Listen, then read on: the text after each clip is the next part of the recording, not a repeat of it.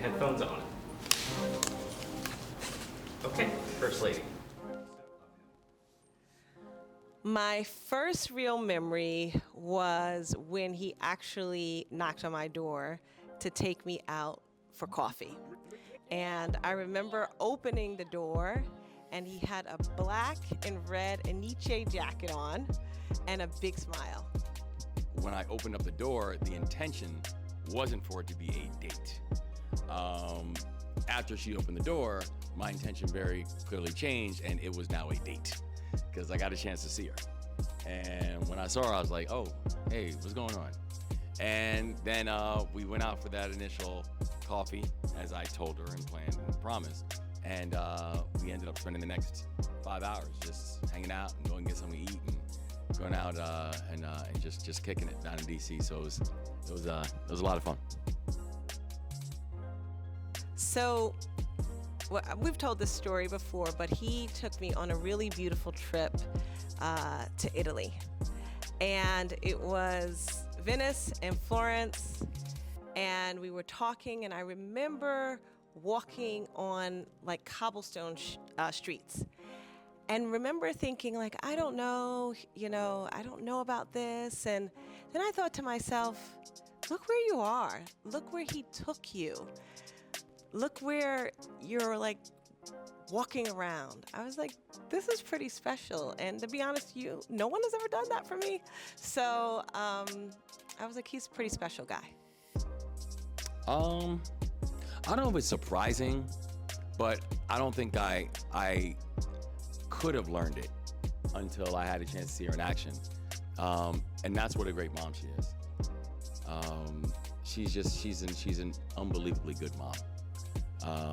And the thing I really love about her is, one of the things I love about her as a mom is she gives the kind of guidance and patience and attention that you'd always want for your kids to be able to get. And so she's a fantastic mom. And I think I did not realize that when I first met her about how good a mom she'd be, but I've learned that over the past 15 years. I wouldn't change the first date.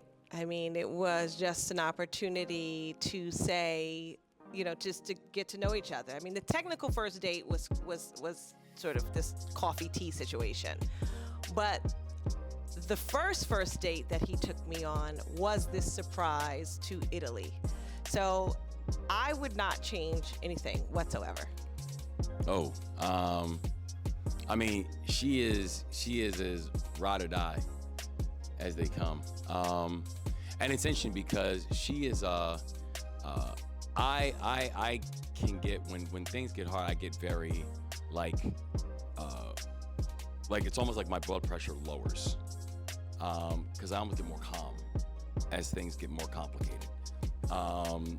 She is definitely a Leo. Because when she feels that your tribe are under attack, she will strike, and she will make sure. I mean, she's a fighter.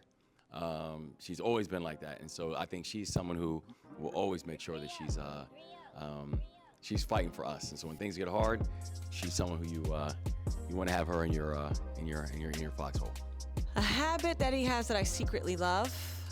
I don't know if it's really secret. I love it when he sings. I love to hear him sing.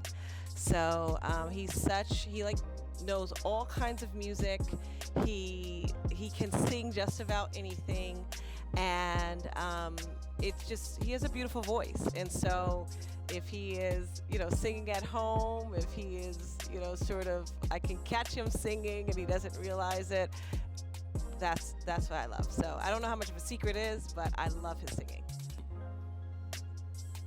It's difficult to even begin to quantify.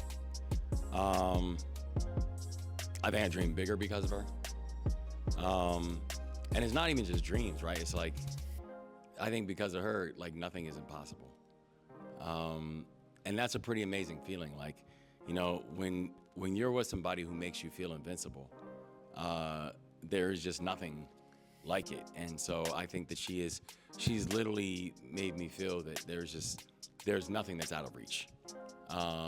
And because you know that like she's gonna rock with you the whole way. Good question. I just think he's funny. I don't know, maybe it's because I love him. But I just think he's so funny. He's so witty. He's like real quick. I just have a deep appreciation for wit because I don't think that's really my strength. So I always have an appreciation for someone who is just like quick-witted. And he's so smart, and he makes me laugh with his comebacks and our banter. So we have a good time with that. I mean, listen, I think that for everybody that has the joy of having her as a friend, you could not have a better friend. She is, you know, the definition of a good friend, where she'll always be there for you. She'll always give you her truth.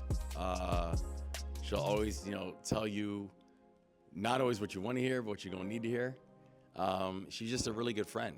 And I think that for everybody who's lucky enough to have her as a friend in their life, I think everybody would attest to that. You both did really great. You can tap. Hey, girl. Okay, let's do one more, but this time together. Okay. So don't put it on. Okay.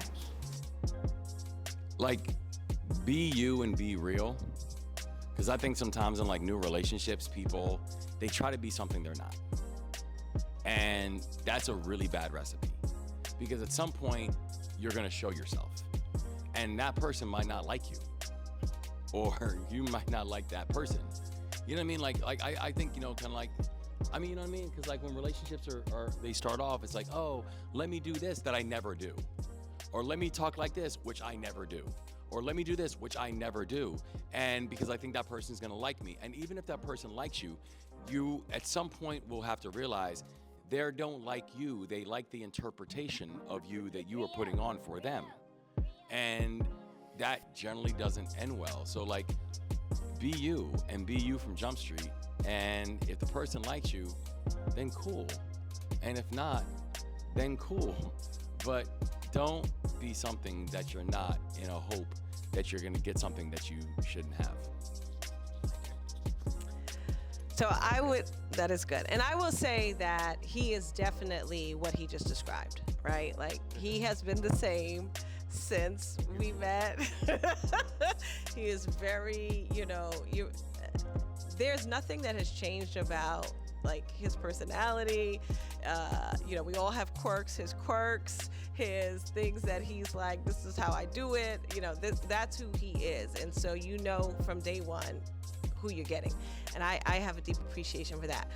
I think along that continuum is, you know, for me, the ability to laugh at each other and laugh at yourself is just so important. I feel like we have a great time. We have a lot of laughter in our relationship. And I think that is something that, you know, you can miss when life is so serious. And you have to be able to laugh at yourself. You can always find the humor in so many things, and I think we do a good job of that. And I think that laughter is something that, you know, we're happy. We feel good. We're grateful. And we understand what's important and what's like the most serious, but we have a good time along the way. So don't take yourself too seriously. I mean, not in a relationship. You gotta have time. There's a lot of time to be serious, but you gotta definitely have fun while you're doing it. I think we have a lot of fun together. All right. That's a wrap. Good? Cool.